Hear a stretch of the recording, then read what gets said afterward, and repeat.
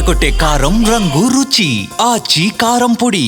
జూబ్లీహిల్స్ ఎన్నికలు ఆధిక్యం దిశగా కొనసాగుతున్నటువంటి కాంగ్రెస్ ఈ నేపథ్యంలో గాంధీ భవన్లో సెలబ్రేషన్స్ చేసుకుంటున్నారు. ఆల్రెడీ మొదలైపోయాయి. విహెచ్ గారు కూడా ఉన్నారు, ఒకసారి మాట్లాడదాం. సార్, భారీ ఆధిక్యం దిశగా కాంగ్రెస్ కొనసాగుతుంది, ఏం చెప్తారు ఈ సందర్భంగా? అది మొదటి నుంచి తెలిసిందే కదా. ఎప్పుడైతే మేము క్యాండిడేట్ని పెట్టిమో అప్పుడే ప్రజలు నిర్ణయం తీసుకున్నారు.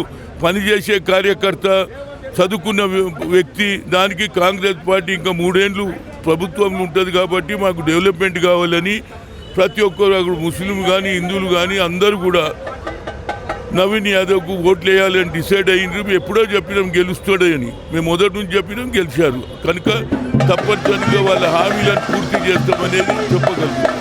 ప్రధానంగా కారణాలు ఏంటంటారు ఇంత భారీ మెజారిటీ రావడానికి? అంటే ప్రభుత్వ అభివృద్ధి అంటే డిసైడ్ అయిపోయిందండి. వాళ్ళు ఎంతసేపటికి పాత మాటలు చెప్తున్నారు.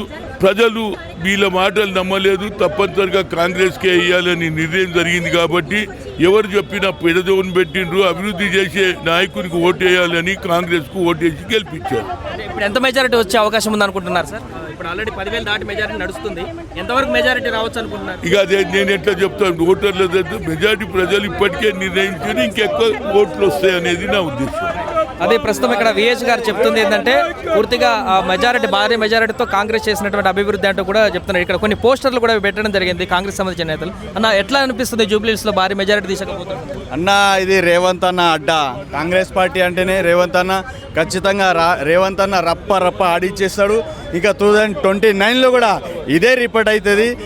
బీఆర్ఎస్ పార్టీ ఇప్పుడు కూడా బుద్ధి తెచ్చుకొని ప్రజల పక్షాన పోరాటం చేయాల్సిందిగా కోరుకుంటున్నాం. ఖచ్చితంగా కాంగ్రెస్ పార్టీకి తిరుగులేదు. రాబోయే రోజుల్లో ప్రధానమంత్రి రాహుల్ గాంధీ అవుతాడు.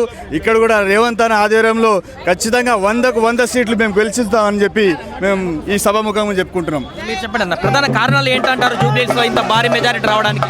ఏదైతే వీళ్ళు అసత్య ప్రచారం చేశారో నవీన్ యాదవ్ గురించి, రౌడీ షీటర్ అని, అదని ఇదని, ఈ రోజు పబ్లిక్ అందరు కలిసి, జూబ్లీహిల్స్ జనాలు అందరు కలిసి బ్రహ్మరథం పడుతున్నారు నవీన్ యాదవ్ గారికి. అదేవిధంగా రేవంత్ రెడ్డి గారి పాలనలో ఏ విధంగా ఉందో జనాలు చూపిస్తున్నారు ఓటు రూపంగా.